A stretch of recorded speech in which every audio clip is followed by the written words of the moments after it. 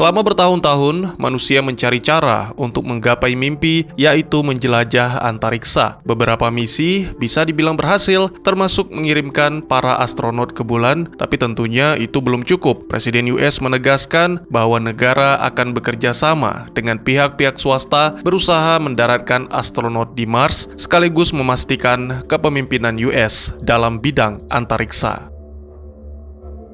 Pada suatu pagi, ditampilkan seorang pria bernama Theo terbangun di penjara dalam keadaan linglung. Ya, tadi malam pria itu ditangkap karena membuat onar. Beruntung atasannya Walter datang untuk menjamin. Itu pun berkat dorongan dari para dewan karena sebuah misi penting akan dimulai. Beberapa jam kemudian, tibalah mereka di sebuah konferensi pers. Walter menjelaskan tentang misi secara singkat dan padat bahwa itu adalah sebuah sosial eksperimen untuk menguji efek psikologis pada perjalanan antariksa. 4 orang astronot akan ikut serta. Yang pertama adalah putri Walter, yaitu Emily sebagai dokter, lalu Dvorak sebagai teknisi dan dokumentasi, Buck sebagai ahli komputer, serta yang terakhir adalah Theo sebagai kapten. Besar harapan Walter dan perusahaan Kepler Industries akan keberhasilan misi ini karena selanjutnya para astronot tersebut akan dikirim ke Mars. Masing-masing dari astronot mencoba menjelaskan tentang tugas yang akan dijalani. Namun tidak dengan Theo, pria itu mengaku masih dilanda kegalauan karena baru saja ditinggal sang kekasih.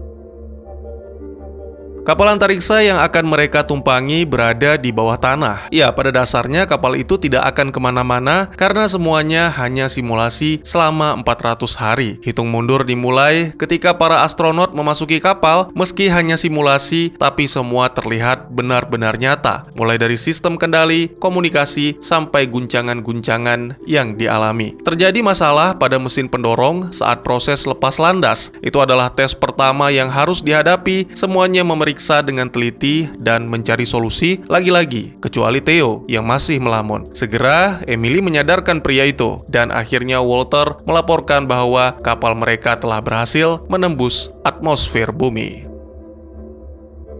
Selanjutnya para astronot memeriksa ruangan masing-masing karena Walter mengatakan ada hadiah spesial yang menanti. Sebagian terlihat sangat berterima kasih, sebagian lagi hanya diam dan bingung. Mungkin saja suatu saat nanti hadiah-hadiah tersebut akan berguna. Para astronot pun mulai melakukan tugas mereka, termasuk tugas sampingan seperti merawat tanaman. Pada suatu hari, Emily memanggil 3 astronot lainnya secara bergantian untuk diperiksa kesehatan mentalnya. Kini tibalah giliran Theo. Pria itu mengaku masih merasa sakit hati, marah, dan sedih karena sang kekasih hati menolak untuk dinikahi. Kekasih yang dimaksud tidak lain dan tidak bukan adalah Emily. Wanita itu menjelaskan bahwa pernikahan tidak semudah yang dibayangkan, namun sebelum terjadi perdebatan, segera Emily mengakhiri pertemuan.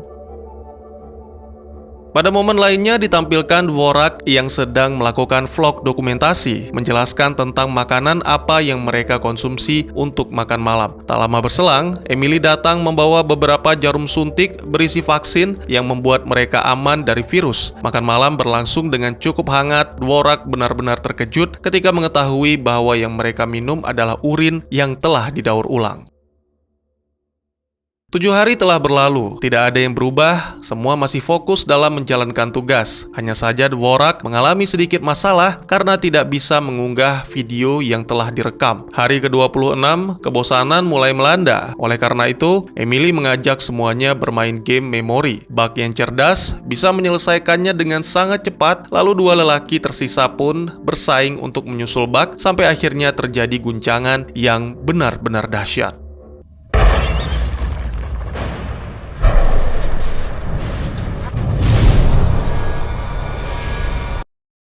Sepenggal kisah pembuka dari film yang akan saya ceritakan berjudul 400 Days, sebuah film fiksi ilmiah yang rilis di tahun 2015, disutradarai oleh Matt Osterman dan dibintangi oleh para aktor yang pastinya sudah sering kalian lihat di layar kaca. Oke, karena sudah kelamaan, mari ceritanya kita lanjutkan. Mungkin saja guncangan itu adalah bagian dari simulasi, tapi entah mengapa Walter yang berada di pusat komando tidak bisa dihubungi. Ditambah lagi, notifikasi memperingatkan bahwa terjadi masalah pada daya. Dvorak yang memeriksa mengatakan baterai dalam kondisi baik-baik saja, namun saat ini panel surya menjadi tidak berfungsi. Oleh karena itu, mereka harus menghemat daya. Kembali lagi, mungkin saja ini adalah bagian dari simulasi, seperti yang dikatakan Walter bahwa mereka akan menghadapi banyak ujian layaknya astronot sungguhan. Kini yang bisa mereka lakukan hanyalah memeriksa daya dan terus mencoba menghubungi pusat komando. Pada suatu momen, Theo memergoki Emily yang secara diam-diam mencoba menghubungi ayahnya. Wanita itu terlihat sangat ketakutan, oleh karena itu Theo mencoba menenangkan sekaligus mengucapkan selamat ulang tahun. Ternyata tidak hanya Theo yang masih terpaku dengan masa lalu, tapi juga Emily, terbukti dengan foto-foto kenangan manis berdua yang masih disimpannya. Beberapa bulan telah berlalu sampai tibalah mereka di hari ke-200 setelah vaksin disuntikan. Ketika mencoba mengunggah video, Dvorak sempat melihat notifikasi yang mengatakan bahwa mereka telah diracuni. 18 hari kemudian, Buck menemukan sesuatu yang menarik baginya, yaitu tikus tanah. Pria itu langsung menamainya dengan Jonathan dan berniat untuk memeliharanya. Kru lain pun menolak dengan cara baik-baik, namun Buck tetap bersikeras sehingga Dvorak pun bertindak.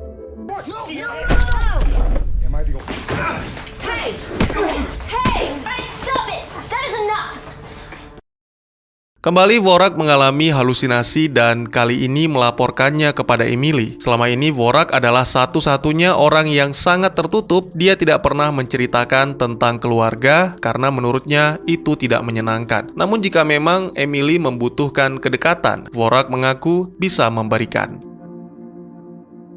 Setelah menyapa Buck dan Theo, Dvorak kembali ke ruangannya dan lagi-lagi dia berhalusinasi. Selanjutnya adalah giliran Buck yang diperiksa. Kepada Emily, dia menceritakan tentang anaknya Sam dan menjelaskan tentang rasa penyesalan karena telah meninggalkannya. Beberapa bulan kemudian, pusat komando masih tidak bisa dihubungi dan kondisi para astronot semakin buruk, terutama Buck yang sering mengurung diri di kamar. Pada suatu hari, dia berhalusinasi, bertemu dengan Sam dan meminta maaf karena masih belum bisa pulang. Lalu, pada hari ke-373 terdengar suara dari pintu kapal, yang mana sepertinya ada orang yang berusaha masuk. Suara itu terus menghantui mereka sepanjang hari, sampai akhirnya pada suatu malam, Dvorak terbangun dan menemukan seorang pria misterius di dapur.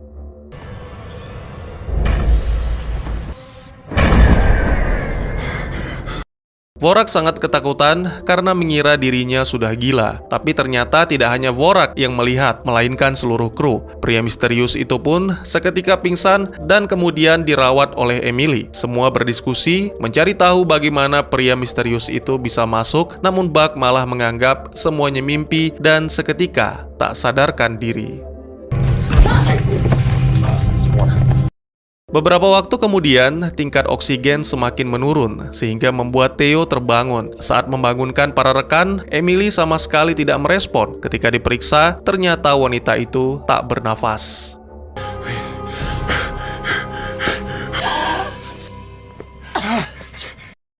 Beruntung Emily masih bisa diselamatkan, namun kini mereka mendapat masalah baru, yaitu menipisnya oksigen dan menghilangnya si pria misterius. Mungkin saja dua hal itu berhubungan dan mungkin saja telah terjadi sesuatu di luar sana. Tapi yang pasti, mereka harus cepat bertindak karena oksigen hanya tersisa 5 tabung yang mana tidak cukup sampai dengan hari ke-400. Terjadi perdebatan karena keputusan Theo untuk mengakhiri misi ditentang oleh Dvorak. Untungnya, kali ini tidak terjadi perkelahian karena Buck dengan sigap segera menghentikan.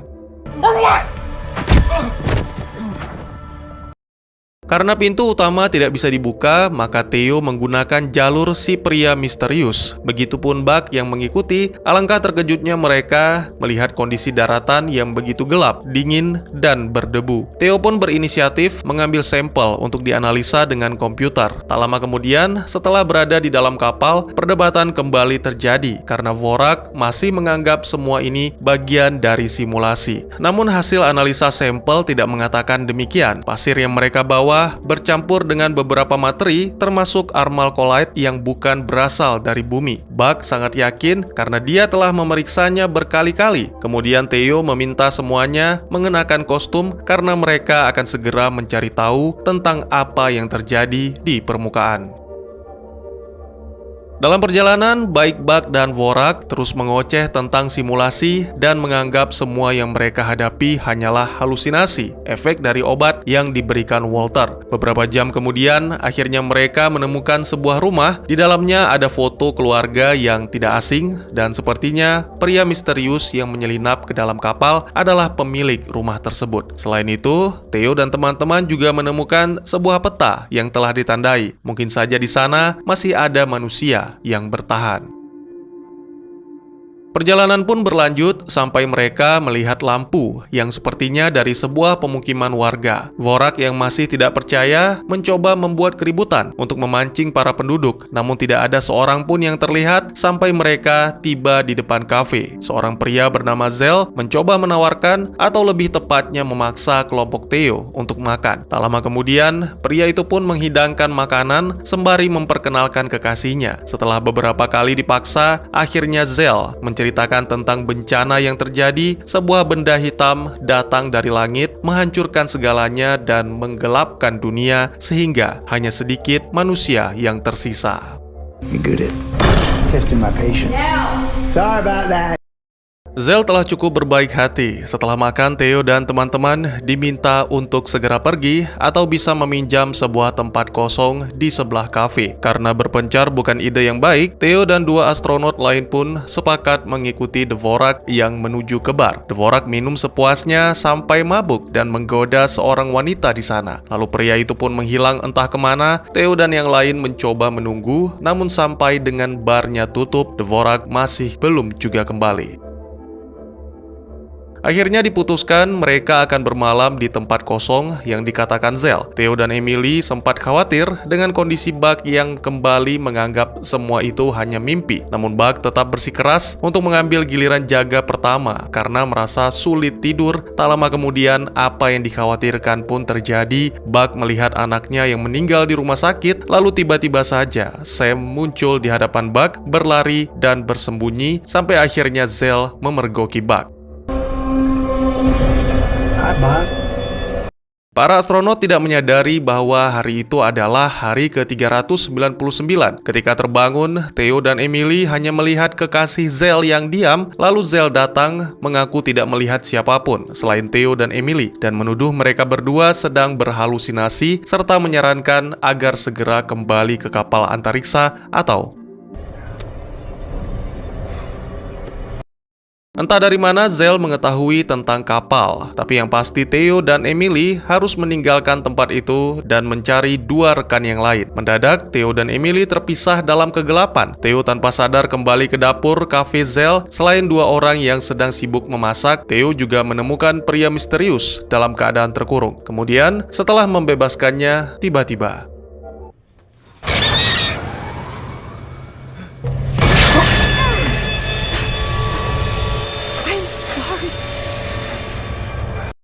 tak lama berselang, Theo dan Emily bertemu kembali. Mereka bergegas menuju ke bar untuk memeriksa luka Theo sekaligus bersembunyi dari manusia-manusia bengis yang mengejar. Entah mengapa mereka yang mengejar malah pergi, namun kesempatan tersebut langsung dimanfaatkan oleh Theo dan Emily untuk melarikan diri. Beberapa waktu kemudian, mereka pun tiba di rumah pria misterius. Emily mengobati luka Theo, lalu mereka pun beristirahat. Pada momen tersebut, terungkap bahwa Emily dipaksa oleh ayahnya untuk mengakhiri hubungan dengan Theo demi kepentingan misi. Sebenarnya tidak hanya Theo, tapi Emily juga kecewa dan berharap semua yang mereka alami hanya mimpi buruk.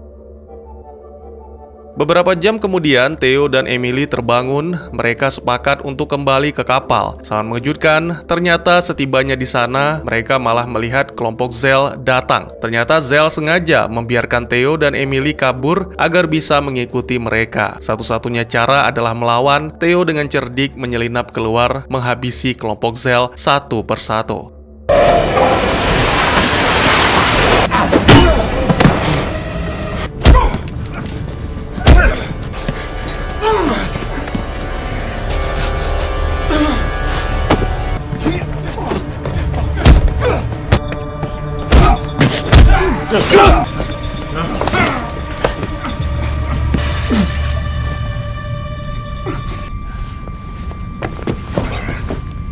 Akhirnya film pun ditutup dengan menampilkan Theo dan Emily mendapat ucapan selamat dari Walter atas keberhasilan dalam menjalankan misi. Mereka diminta keluar karena seluruh staf dan wartawan telah menanti. Namun, apakah semua yang terjadi hanya simulasi ataukah akhir dunia benar-benar terjadi dan tamat? Jangan pusing dan jangan bingung wahai teman. Semua masalah pasti ada solusi, semua pertanyaan pasti ada jawaban. Walau terkadang tidak instan. 4 calon astronot memulai misi perjalanan antariksa secara simulasi yang mana mengharuskan mereka untuk tetap berada di dalam kapal di bawah tanah selama 400 hari. Para kru menghadapi situasi yang meresahkan sampai-sampai terpaksa meninggalkan kapal dan melihat kondisi dunia yang sangat mengerikan. Mimpi atau nyata? Itulah pertanyaan yang selalu terlintas di dalam benak, bahkan sampai-sampai melupakan misi yang mereka jalankan.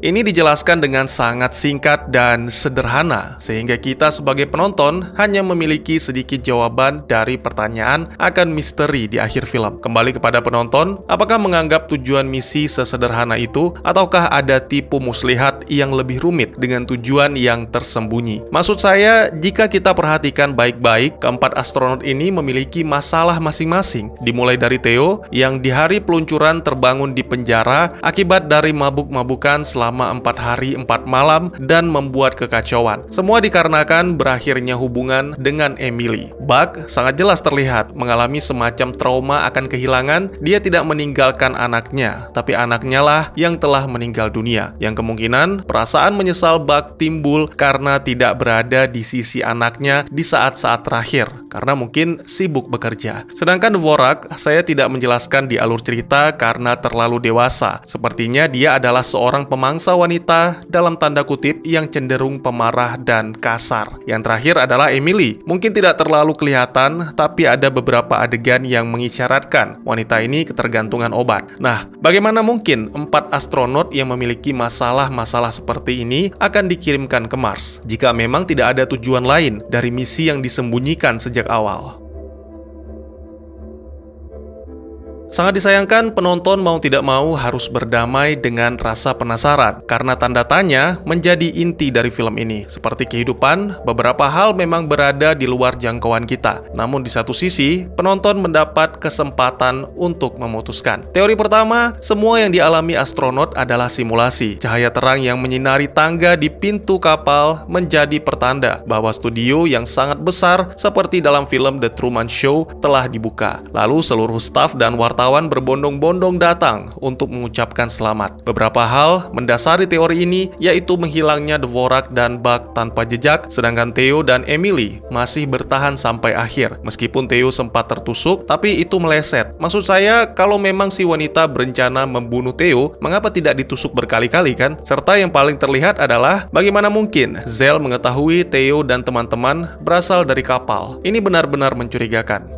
Tapi kan Zell dan anak buahnya mati, Bang. Sebenarnya tidak. Perhatikan kembali. Anak buah Zell yang di luar dihajar dengan benda tumpul, yang mana kemungkinan hanya pingsan. Si tukang jagal dicekik, ini juga memungkinkannya untuk berpura-pura tewas. Yang terakhir adalah Zell, yang menusuknya adalah Emily, yang mana kita mengetahui sejak awal wanita ini memiliki suatu rahasia dengan ayahnya. Mungkin saja Emily adalah bagian dari tes, yang bertugas untuk meyakinkan bahwa semua kejadian itu nyata. Padahal sebenarnya hanya simulasi.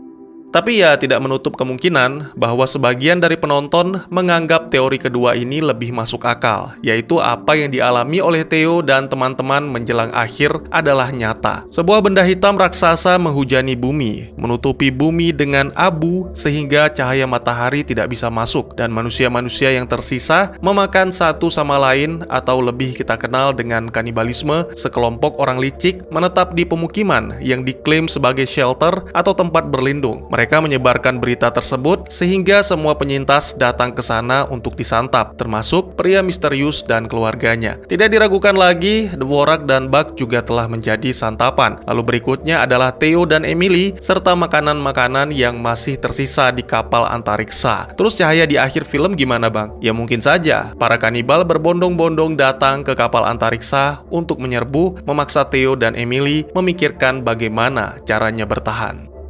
You're good at testing my patience. Sorry about that.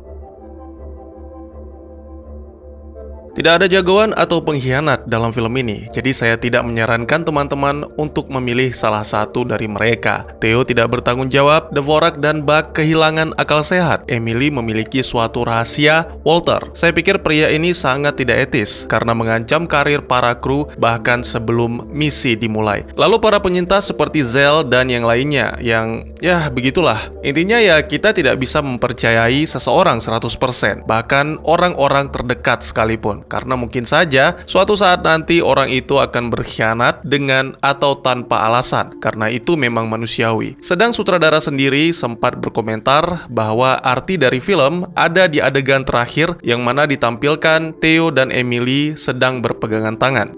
Apakah inti dari film ini adalah kisah Theo dan Emily? Bagaimana menurut kalian?